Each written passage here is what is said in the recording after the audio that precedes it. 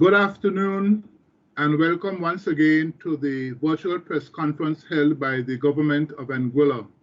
I greet you today. Today is Labor Day in Anguilla and across the region, and I wish to extend the Labor Day greetings to all of you who are listening to us. Once again to the virtual press conference held by the government of Anguilla. I greet you today. Today is Labor Day and across the region, and I wish to acknowledge the presence of our Honorable Premier and members of Cabinet, members of the health team. We have joining us today Dr. Aidan Harrigan, the Permanent Secretary in the Ministry of Home Affairs. So welcome all.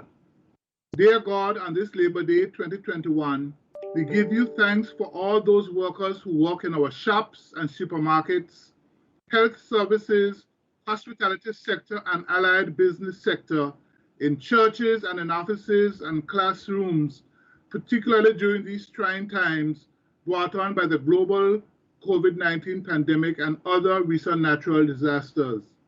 Lord, we benefit from the labor of so many people, many of whom we never see.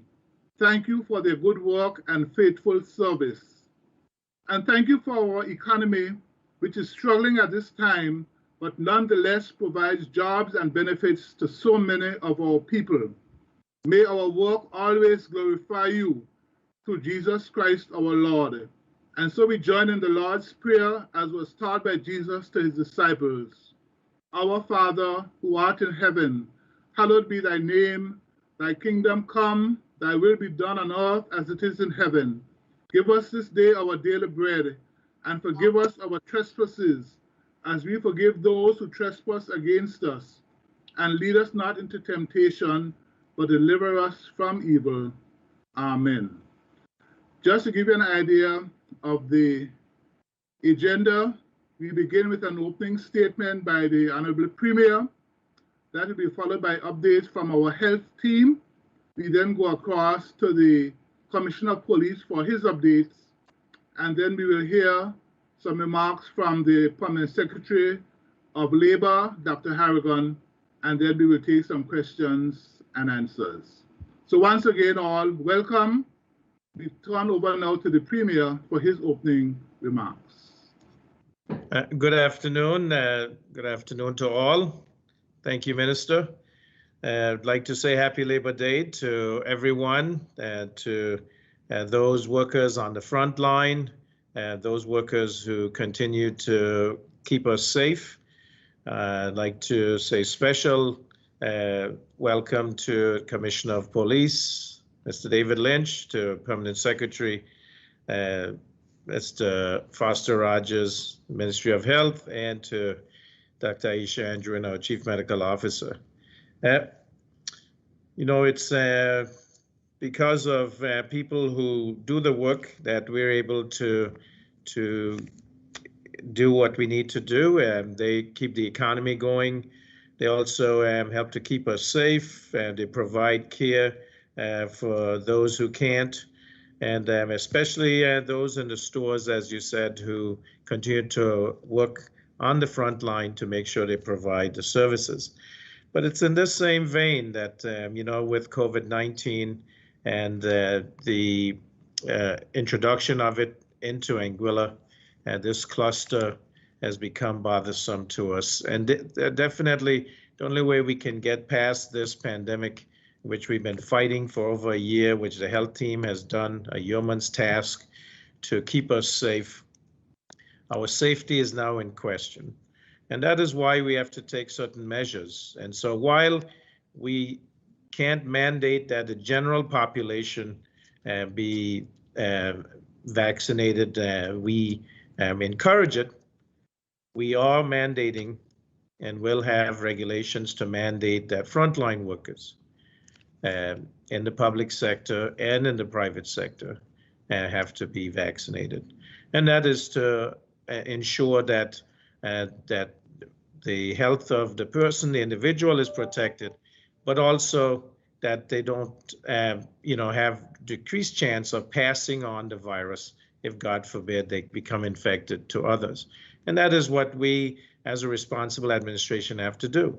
We have to look out for the well-being of the community, of all of us. And so that is why. So I know that there is concern, but the only way that we can get to a sense of normalcy, where we can get back to this economy and getting back to where it was, with a chance to get it there, is vaccination. Certainly hygiene methods work, social distancing, physical distancing helps. But the only way that we can ensure that we have decreased chance of getting infected, decreased chance of getting really sick when we get infected, if we do get infected, and the really only chance of decreasing transmission of this virus and the chance that the variants can develop, because as the virus gets passed on, there's an increased chance as it multiplies that it gets mutated, and that's where the variants come from. So we have to protect ourselves and the people of Anguilla. So I want to thank you for this opportunity, and I'll turn it over to the moderator to continue with the agenda, and then we'll talk at the end. Thank you very much. Happy Labor Day. Yes, thank you. Premier, there was an issue with your camera just now. You may want to rectify it. Yes. So we now turn over to the health team for the updates. So PS, Foster, and CMO. Good afternoon, all. So, thanks for having us at this cluster update, so we can update the community as to where things stand. So today, as of May 3rd, as of 3 p.m., we had confirmed a total of 64 persons linked to the cluster. That cluster that was identified on April 21st, of course. So we've tested more than 1,430 persons. I say more than because we haven't reconciled the figures from the hospital for the screening that they did from Friday to now. So we've done over 1,430 persons. The last case that we detected here locally was on Thursday, April 29th. However, literally within the hour before the press conference, we were notified by the International Health Regulations Focal Point that a person that traveled, and the preliminary information is that he was part of this exposure group. So somebody that traveled to the UK on the 19th has also tested positive in the UK. So that number is going to increase. You can say there are 65 confirmed cases out of the cluster. So I'm waiting further details from that individual as well. In terms of the breakdown, we have 23 females, 41 males, youngest 7 months, oldest 77 years old. Thus far, you would have noted last time we had one admission to the hospital, a young male with no underlying medical history that was admitted last Thursday to the isolation unit at the PAH. Well, subsequently, just last night, we had 2 more males admitted, ages 56 and 43 years old, and these 3 gentlemen have been admitted for varying degrees of respiratory distress. So we have 3 hospitalizations to date. In addition, you would have seen from the bulletin that we have recorded 95 cases. That is because we had an extra case confirmed on Friday from the imported case that was reported on April 19th. Right, so bear with me. That person is a spouse, the household contact of that case that we had detected on April 19th. So that spouse had actually been in isolation/quarantine since the husband was identified on April 19th, the day before the cluster was identified. So that person is now added to our list because she tried to get a test for on return travel to the US, and not surprisingly, that test has come back positive. So we have added that to our number. So at the time of writing, you'll see our 95 cases lodged, but based on what I told you from the International Health Regulations focal point, expect that number to go to 96 by tomorrow. So in terms of where the cases are coming from, and we have emphasized that at this moment where we're looking at the cluster in relation to common exposures and not local at this point in time, local is going to become more relevant if, God forbid, this thing extends beyond the cluster. But so far, most of the cases have been residents of South Hill, and then Blowing Point, 13 cases and 10 cases respectively, but really scattered throughout North Hill, Little Harbor, Island Harbor, scattered throughout the country, the commonality being the exposure settings. So we cannot emphasize enough how the developments of a short week have turned everything on its head for Anguilla. And again, the thing that we said was the way out of this pandemic, the exit strategy. You look at what's happening in the world today, India and so on, vaccination, vaccination, vaccination. We can't say it enough. We can't say it any differently. So in terms of our efforts, we have seen an increase in the uptake. Sadly, I guess due to these events, we're sorry that they had to take something like this to bring a lot of persons around. So on the portal to date, we have 7,711 persons registered. So far, 6,982 persons have received their first dose, and 2,811 of those persons have received a second dose. So I'm going to pause there. Okay, so we go across to the Permanent Secretary, Mr. Pastor Rogers. Thank you very much, Mr. Hodge. I really won't add much to that. I think the update is sufficient at this point in time. I would just implore persons to stay in place until we can indicate to the public of Angola that it is at a point where we have this thing managed, because it is critical that we reduce as much as possible moving around the country. And certainly we applaud the Royal Angola Police Force for assisting in this regard. Thank you very much, Mr. Rogers. We go over now to the Commissioner of Police, Mr. Lynch. Mr. Lynch, good afternoon. Welcome. Good afternoon, and thank you very much for inviting me back, and happy Labour Day, everybody. First of all, I'll just give you the broad update of where we are. I'll do it the last 24 hours. The last 24 hours, we've had 6 land patrols. We've had 4 vehicle checks and 15 vehicles stopped. We've had 9 breaches of the regulations. I'll come back to those in a moment. We've had 9 persons be reported for those breaches. We've had 1 person arrested because they couldn't comply with the regulations. We've had 3 sea patrols. 2 of those resulted in boats being intercepted.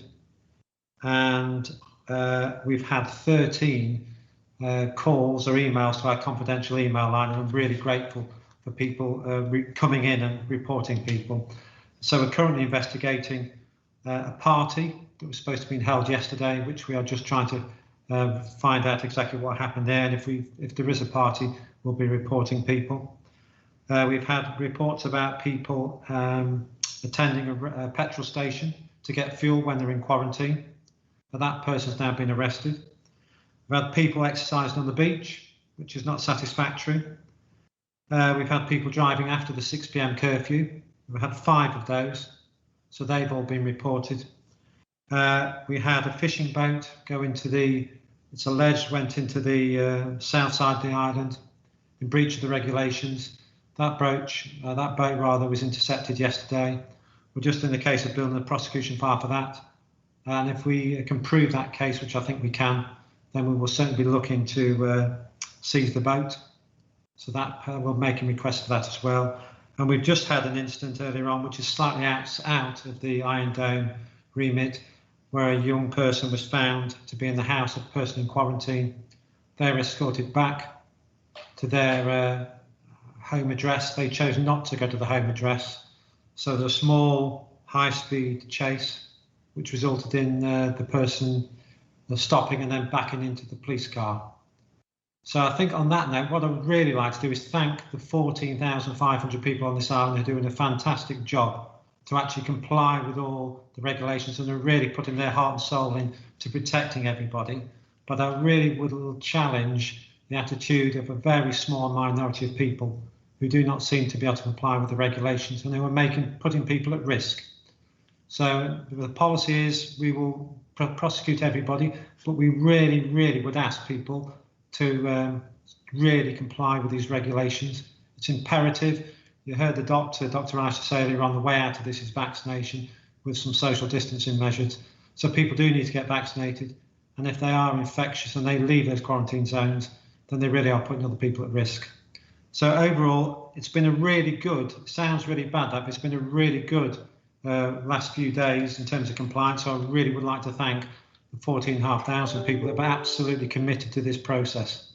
There are very few people who we are currently in the process of prosecuting, and we will prosecute, and we will seek the harshest measures at court. I really would ask them to reflect deeply on their behaviour patterns, because they are putting other people at risk, and this is life-threatening risk if this breaks out, and it will overwhelm the Health Directorate here. So please think about others, particularly think about the Health Directorate, and particularly think about the people who are vulnerable. And you hear the doctor talking earlier on, there are now 3 people in the hospital with respiratory distress. So please, people, if you are one of that small minority of people that are not complying with the regulations, please think twice before you decide to breach those regulations. And that's my update. Thank you very much. Thank you very much, Mr. Lynch. As you said, today is Labor Day. We would have circulated to the media all of the different speeches that were sent out this morning, so I'm not going to go through that. What I will do at this time is to invite the Permanent Secretary in the Ministry of Labour, Dr. Aidan Harrigan, to share a few remarks. Dr. Harrigan. Thank you, Minister Hodge. I would like to join you and also Premier Dr. Webster in wishing everyone a happy Labor Day.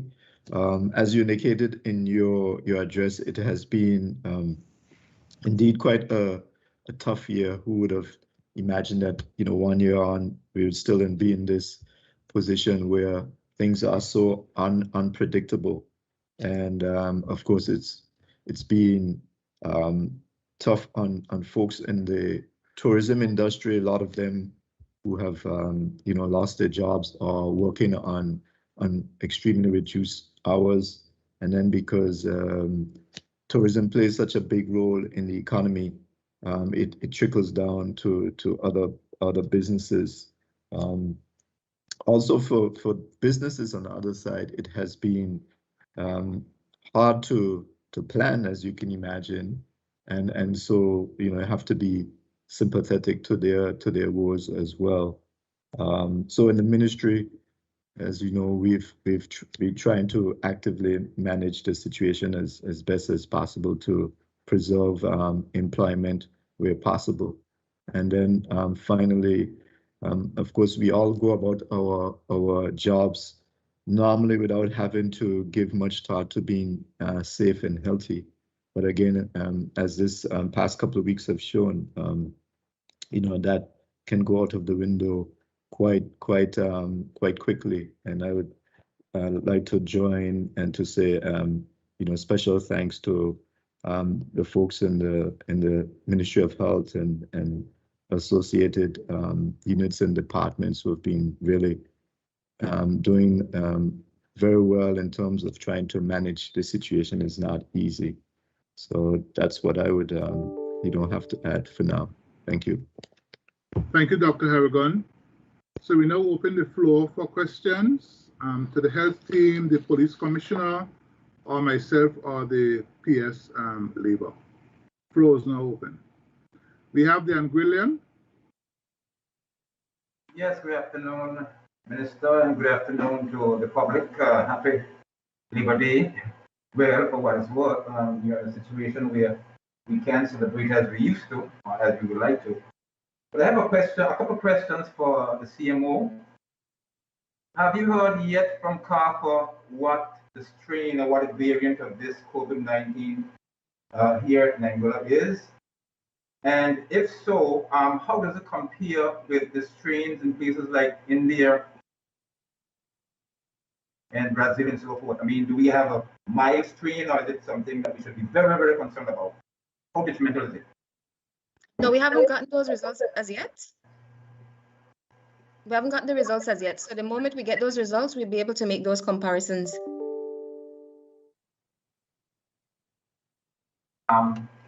There are 3 persons in hospital right now. How serious are they? I would say the couple from last night were more critical than the previous. I don't like to comment because things change from moment to moment, but critical but stable was the last word I heard on the first admission. But the ones that were admitted this morning, last night, seem to be in a worse condition. However, I don't want to comment because I haven't gotten a recent update. But I mean, respiratory distress is already worrying, you know, for them to be hospitalized. But fundamentally, it's respiratory distress of varying degrees. I think the question as to the severity is less important about by this time compared to whether they're there at all, whether they should be there at all. So I think it's critical for us to realize that once you enter hospital for any type of healthcare, it is a critical issue. It is something that we prefer not to happen. So really and truly wish them well, and we hope that they can get better real soon. So I don't think we should be concerned right now about the severity. I think we should wish them well and then hope and pray that nobody else ends up in the hospital, because that is the concern that we have. We know what can happen, and certainly we wish them well and hope that nobody else enters there. Thank you very much, Mr. Rogers. We go past to Class FM. Yes, good afternoon. Good afternoon to you. An update, Rogers, for you. I know that the 6th is approaching quickly, and that is the cutoff point for our national pause. Where are we with that? The status of the pause, that must be an area. Other area too, another question for you, in terms of the contact tracing at the hospital. An update on that area. Where are we with that update at this point in time? That's 2. A third question for you, is we're getting rumors around here that there may have been someone who escaped quarantine isolation today or yesterday at some point in time. Any truth to those stories that are circulating? My newsroom was flooded with calls today in relation to that. Hammer, we went to school together. I'm getting old, you know, there's too many questions one time. The first one with regard to, what was the first one again, Hammer? The first one would have been about the pause. Yes. We are actually working on the data for Executive Council now, for the report for Executive Council, which we report to tomorrow. We have an exco tomorrow morning.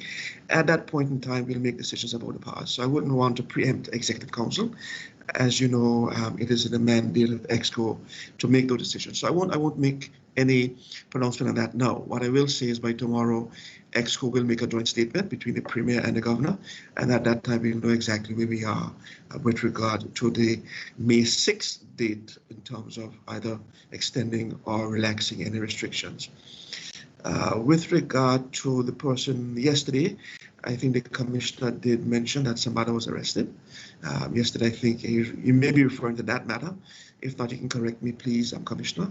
But certainly, yes, someone has been held with regard to breaching quarantine rules.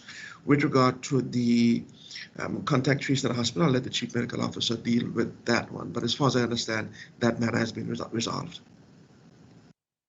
So with regard to the contact tracing from the hospital, that's pretty much has been wrapped up. And thus far, we only gleaned a couple of, one household contact in each instance. So just household contacts of those persons that work at the hospital. So that's been wrapped up for the most part. But what I want to raise is that although we've had definitive links to the cluster thus far, we still need what we call the incubation period to see if we're really in the clear. So while we've gone 4 days without more cases, we still cannot rest and relax as yet, because we still have to look at going onward from the last positive case, if anything pops up between now and the next 4 weeks. So that's the thing to take home. So we're not quite out of the woods yet. We've exhausted the contact tracing for the immediate time, but we still have to be very, very careful in the next couple of weeks. Chief Medical Officer, a question coming in for you. The persons that are now in hospital, were they vaccinated?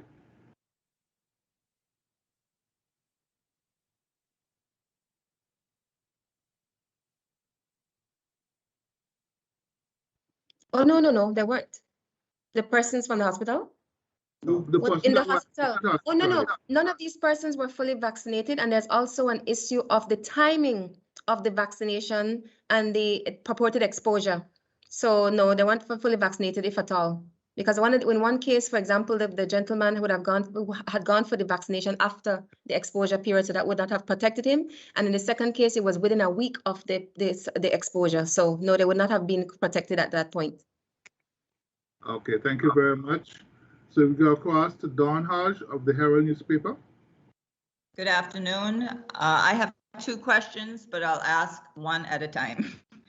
My first question is the regulations for mandatory vaccinations for frontline workers.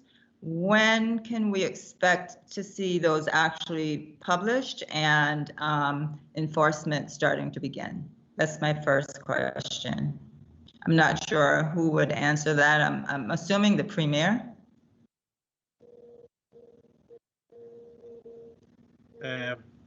Well, I can say that the Attorney General Chambers is working on those, and as soon as they're ready, we will have them out. Once we get them approved, we will have them out. So it should be shortly, but I can't give you an exact date. Okay.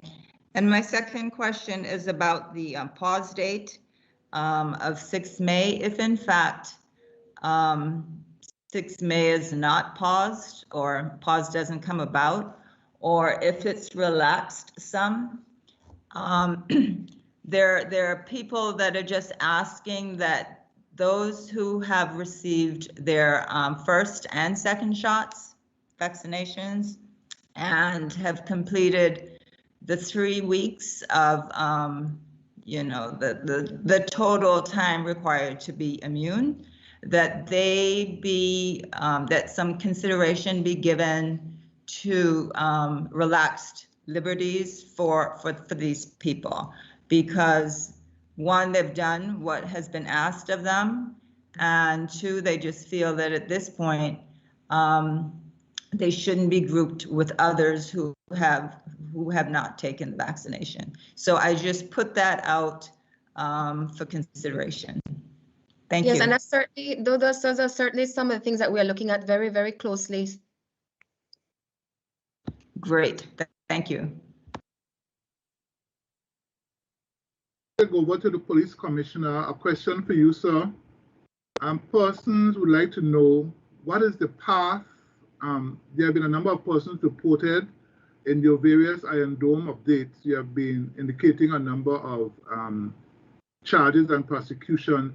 What is the path? What happens now that persons have been charged? What is the prosecution path? Yeah, what happens is we've tried to avoid arresting people because obviously of the potential infection rate, should they be infected. But what the actual process is, we'll report people for summons. And what that means is we will report to the court that we have information and evidence that people have breached various regulations, and they'll be presented before the court, and the people will then be summoned before the court, and the court will then hear the evidence we've got, and then they can make the judgment on whether or not these people have actually breached the regulations, and if so, what punishment they wish to impose upon those people. So essentially we report people, we tell people in the street, you've been reported for summons. The prosecution team within the police force actually prepare the summons, and then we present that to the individuals, and we present the people. That then summons people to come before the court, and the court then hear the actual evidence against that person. The person can then either admit it or deny it. If they admit it, they get dealt with.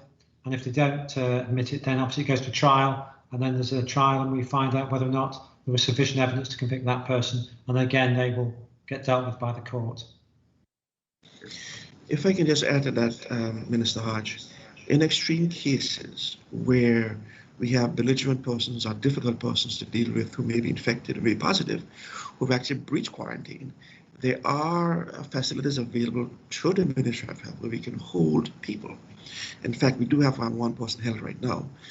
So in extreme cases where the risk to the public is so great that we cannot endure not having that person detained, we do have ability under the regulations to hold persons until that person clears quarantine. Thank you. Thank you very much, Mr. Rogers. We go across to Dan Gwilliam. Thanks again, Minister. A question for the Premier. The government has repeatedly stated that $1,000 being paid to unemployed or underemployed persons cannot meet the needs of these receiving the payments. Is the government in a position to increase that allowance either by itself or with the assistance of others such as developers, investors who have benefited from duty-free concession?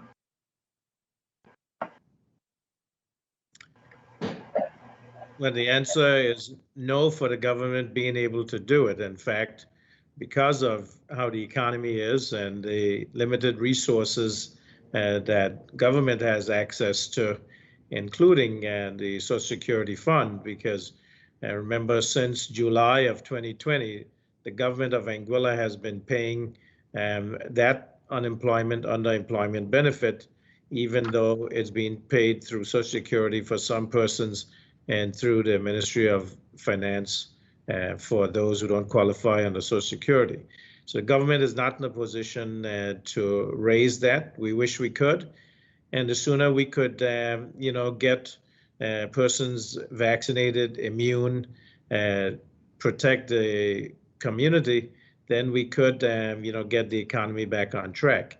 And that is, I know people don't want to hear about the economy. They don't want to, but that's the only way that government is able to procure funding.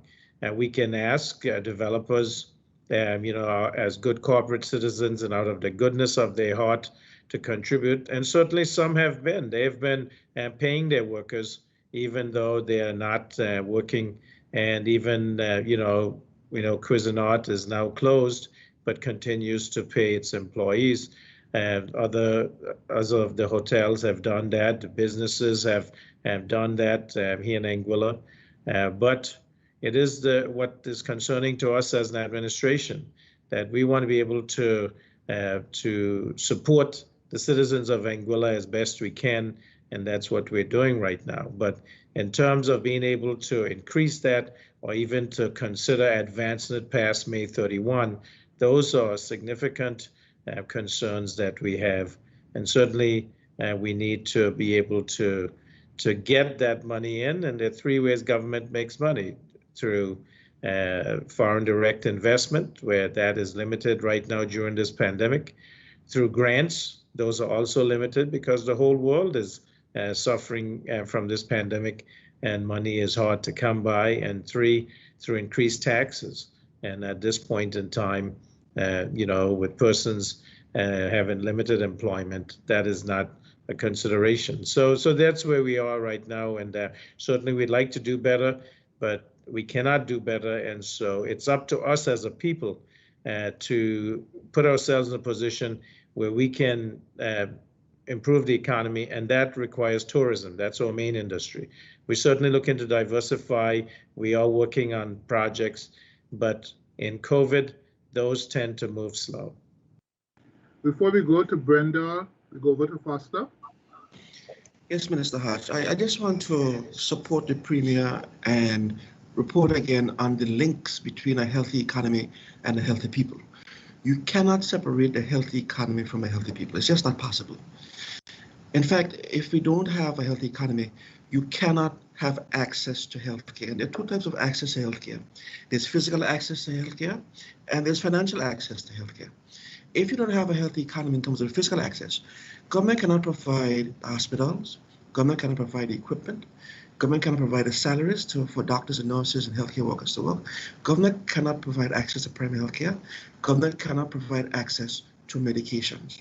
So government needs financial ability and a good economy to do that.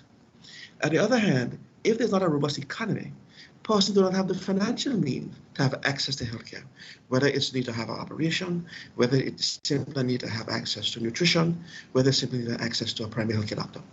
So I want us to understand the link between a healthy economy and a healthy population. You cannot separate them. So I want people to understand, yes, people complain that we want to talk about economy. But we talk about the economy because it's linked to a healthy population. It is linked to healthy persons. Thank you very much. So we go across to Brenda Carty of the Herald. Good afternoon. I have a question for the Commissioner. I know when it's going to the court, you can't give too many details, but I wondered just if you could give a few details of how it came about and how the person who yesterday was arrested. Thank you. I can't really give the full details, but all I can say is the public's, I can't really say much more than that really, actually. It's, we can't really give the details because everybody deserves the right to have this matter heard before the court. But I can just echo really that we really would ask people to comply with these regulations. It's imperative now. So I can't really give any more details, but that's the main message sat behind what I've just, sort of the details of the cases I've given. Okay, I understand. Thank you. Thank you. So I have two questions, I think, for the CMO and maybe Foster as well. The first one, are we seeing any increases in the number of young people between the ages of 18 and 35 now coming forward to be vaccinated? And the second question is in terms of the psychosocial support that has been provided for persons who are uncertain, they're at home, there may be mental issues, there may be other issues. What is the level of support being provided in those cases?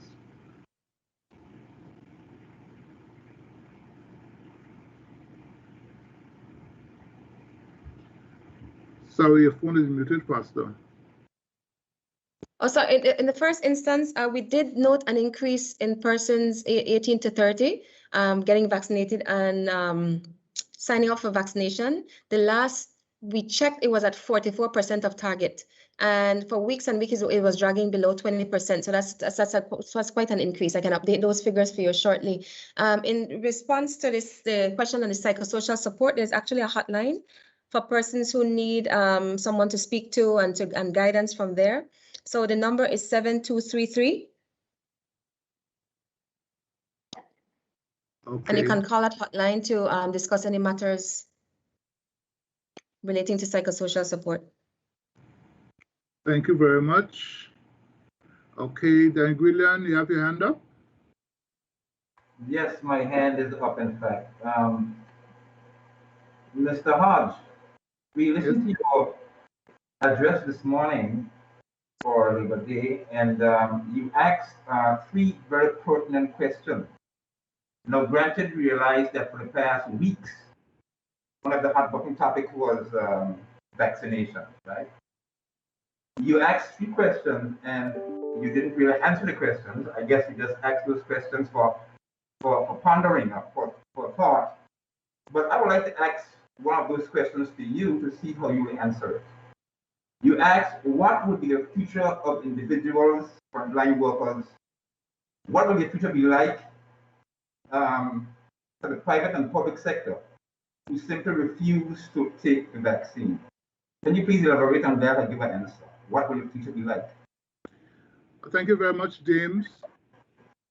I pose those questions because, as you will realize, this is an evolving issue. This is not a right or wrong. This is something that requires great depth of thought, consideration, research into the law, an examination of the constitutional rights of persons. So obviously, this is going to take some time, but at the end of the day, as Labour Minister, I believe that employers have a fundamental responsibility to ensure the safety of their workers, as in plural. I respect and government respects the individual rights of persons to take or not to take the vaccine. That is a personal choice. But at the end of the day, James, employers have a duty of care to the employers and the wider economy to ensure that the workers that they are putting on the front line are safe to do that, that those workers, even though they may be vaccinated, they can still carry the virus and take it back home to their families. An unvaccinated person in a frontline position poses a direct danger, not only to themselves, but to their families, the other workers, and the community. So it's a difficult question. It is not an easy question to answer. And as I say, the jury is still out in some respects on it, but it's something that I think as a government, as a people, we have to grapple with it, because other countries around us are grappling with the same issues as we speak today. And we will have to ensure at the end of the day that the health of the workers, especially those in the front line, they are properly protected. I hope I've answered your question. You have answered partially, but I want to ask this question though, following up. Are there any second thoughts that government has to mandatory vaccinations? And if so, how far does these regulations go actually? How far would the regulations actually go? The Premier would have answered that, I think, in an earlier statement, where he said that we are currently working with the chambers to draft the necessary regulations and legislation. So he would have alluded to that. And like I said, I would prefer to allow that process to run its course. But the fundamental question still comes back to the safety of the wider working population in Angola. At the end of the day, I think government has that responsibility to ensure the safety of its working population.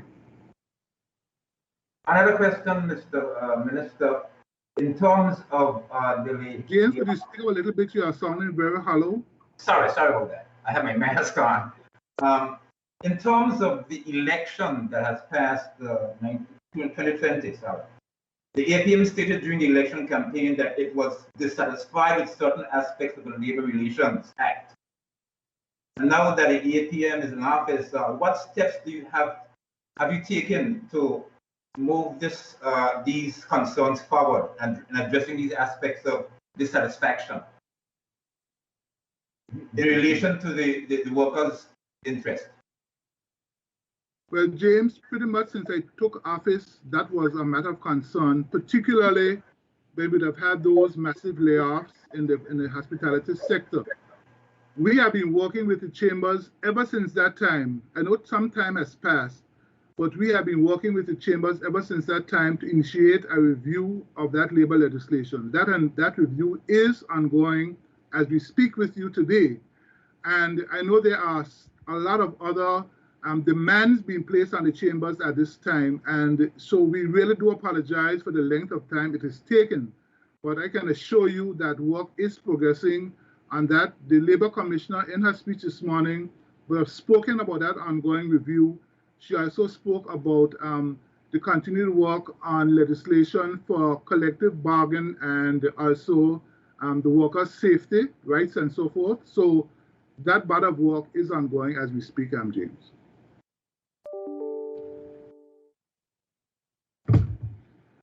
That was it, James? Okay, thank you very much. Hello, sorry, one more question.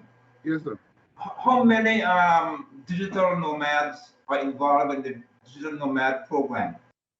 And can you please explain how the investment in land and housing will work? Okay, so the Digital Nomads program is a program that works like this. Persons come here from wherever, and they are doing their work at home from Anguilla. So they're not interfering with any local jobs or occupations. They are simply basically working from Anguilla. And we've had 1 or 2 requests now that they came to Anguilla, they saw how beautiful the place is and how safe the place is. They expressed an interest in investing in house and land. And you know, under our alien landholding license, they can do that. And we were very pleased. I took at least 1 or 2, I believe, to Executive Council for approval fairly recently. So they are coming to Anguilla, they are liking what they see, and they are intending to settle down and spend some further time here to that investment in house and land. And of course, to our alien landholding program, they can do that. In terms of numbers, I don't have a specific number for you at this point in time, but I know that there are quite a few persons that are currently enrolled in this program. Perhaps by the next press conference, I could update you on the numbers. Thank you very much, sir. Thank you. So we go across now to Class FM, Hammer. Yes, good afternoon, Minister Hodge again.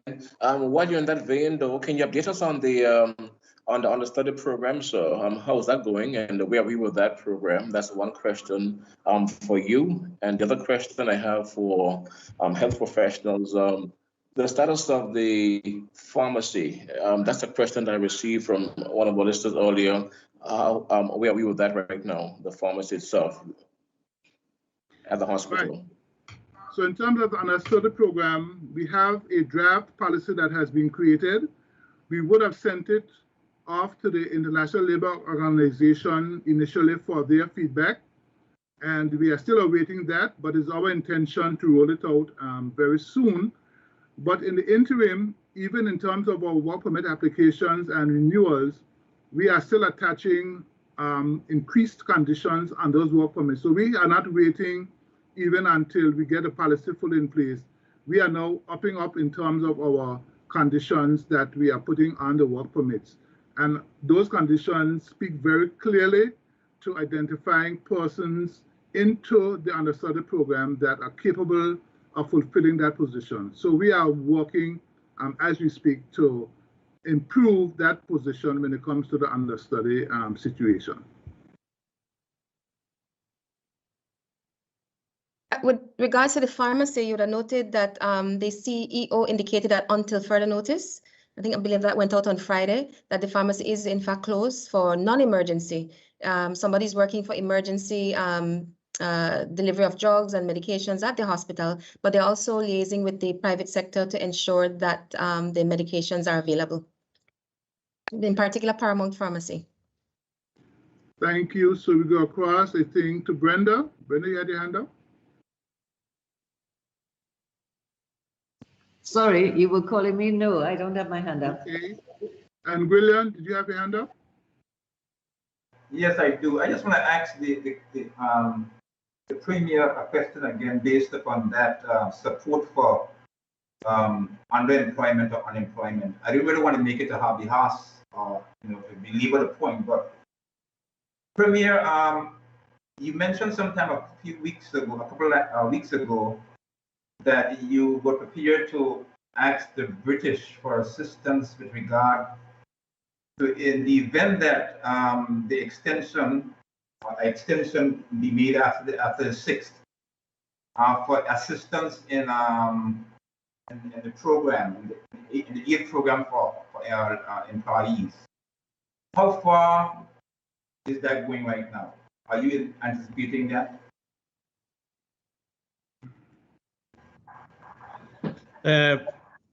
Yes, we are now looking, the Ministry of Finance is evaluating the revenue loss effect of this past 2 weeks, and also if there's any extension of the pause, what that would entail. We are looking at that in terms of the effect on our recurrent revenue projections, and then we will go from there. Thank you. Okay, so if there are no more questions, then I think we can begin to wrap up this press conference today. And I would like to start perhaps with the PS of Labour, Dr. Harrigan, to say a few closing remarks. Dr. Harrigan. Thank you, Minister Hodge. Just to reiterate that it's we're really living through, unprecedented times.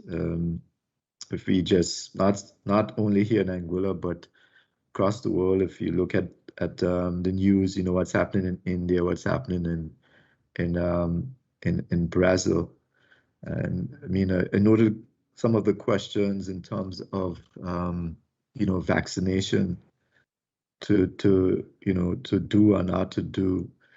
I think in Angola we have to remember that we have very little margin for error. I think and folks in the Ministry of Health can correct if I'm wrong, that there are 10 beds available. I think if there's critical, things get critical, you see already 3. So I think it's incumbent for folks, all of us to give, serious thought to how can we protect our loved ones, ourselves and our loved ones, because we don't want to have to second guess. And so I think for government overall, that question of, the protection of private rights versus the public good. And so it's not an easy thing to have to decide, but and so I think if there's a means that we can protect ourselves for vaccination, I think people ought to give serious consideration for it, because I don't see it doesn't seem as if this is going to go away in some kind of ordinary means, and so therefore it seems like vaccination is the key to really defeating this virus. Yes. Thank you. Thank you very much. And we go over to Foster. He had his hand up. So Foster, perhaps you could take your closing comments at the same time. Sure. Thank you very much, Minister Hodge. I think we've learned from the past couple of weeks that this virus is no respecter of persons. It is no respecter of profession. It is no respecter of religion. It is no respecter of your creed. We now have a pharmacy that's closed. We now have a country that's shut down. We have our schools closed. We have certainly our stores that have to close at 4 o'clock and limited movement after 6. This is not a state where countries can maintain for any long period of time. Human beings are not persons who are not designed to be cooped up like this. I use the word cooped up because we are cooped up. So we have to understand that this is not only a threat to our economy, but this is a threat to our life. This is a threat to our well-being. I think we have to understand as well that the only way to get on top of it is for persons to take the personal responsibility to protect themselves and to protect their families. Vaccination is one route, yes, and we of course, we are moving to a point where we have to ensure that those persons who need to get vaccinated are vaccinated. The evidence is out there. When you look and see what's happened in the UK in terms of the drop in their numbers since vaccination, when you look and see what's happened in the UK, in the USA, last year, most of the cases in the US were persons in the over 50 age bracket. That group has been prioritized in terms of vaccinations for the past few months. That is no longer the case. You are now seeing young persons who are not vaccinated in their 20s and 30s, filling the hospitals in the US, filling the hospital beds, and these are the persons who are now getting sick, mostly because of the virus. So vaccination is working. The evidence is there. It is working. So we have to now look at our personal responsibility, not only to ourselves, but to our family, to our children, and certainly to the community at large, because all of us do have a responsibility to our community. And once we understand that responsibility, once we understand the need to protect our fellow men and to protect our brothers and sisters and aunts and uncles and children, and we live up to the responsibility of that, I think we understand that we have to be vaccinated. My final word to persons in Angola. The virus in Angola is here. The only way we can limit that movement is to limit our movements. If we understand how this virus is transmitted, we understand that we need to limit our movements. During the day between 6 and 4, when the stores are open, you are allowed to move out for essential purposes, and we know what those are. If you do not need to move about, please do not move about. In the Ministry of Health, as the Permanent Secretary, I have not left my home since Thursday afternoon because I did not have to go out. I moved about for one purpose, was to moving to go to the store and go right back home. If there is no need to move about, please do not move about. I don't know how much I can express that. Even though we haven't had cases, even though we haven't identified cases since Thursday, that does not mean that there are not cases out there. And I want to underline that, and I need to repeat that. Because we have not identified cases since Thursday, that does not mean there are not cases out there. And I want us to be sure that we understand the difference between identifying cases and actually have cases in the community. So I implore you, please stay at home if you don't have to move about. Certainly after 6, there's no need to move out unless there's a need to get to the hospital or for services from the police here in Angola. Thank you, Minister Hodge. Thank you very much. Dr. Anjuin, do you have any closing comments?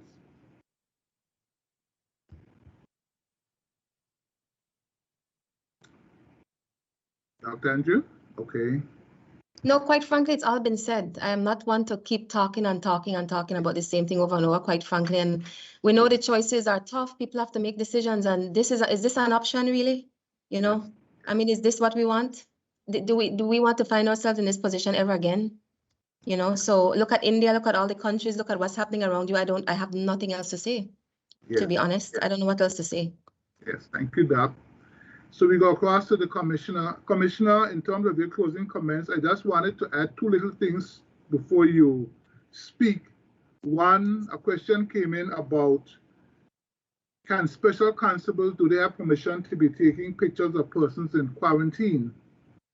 And the other question was basically about persons who violate the COVID. I answered that by saying that they can be charged. So, but the question is for you as you close up your comments, sir, can those special constables be taking pictures of persons in quarantine, especially persons who may not be COVID positive?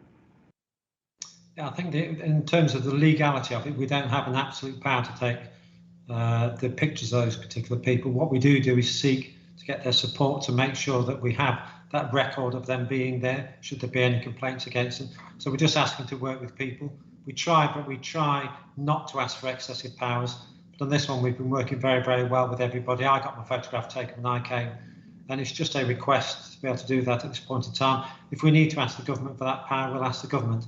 But actually, so far, we've not had that need to. And we don't want to be one of these organisations that keeps on trying to take away people's liberties. So we've asked people, and everybody has been very, very compliant. So we're very grateful for that.